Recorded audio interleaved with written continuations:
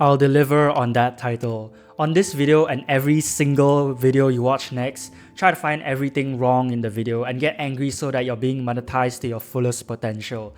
Just do whatever you feel like in the moment without a care in the world. Either waste these precious years by pleasing every single person around you, or grind so hard that you don't get to enjoy them at all.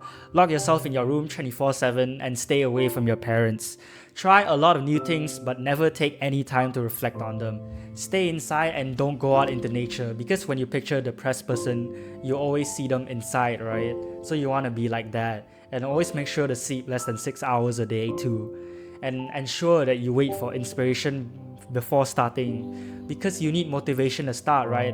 Unlike other people who just get motivation by getting the stuff done, which they then use to get even more stuff done. And finally, go watch another video. Make sure you go watch another video, the ones at the side, Yeah.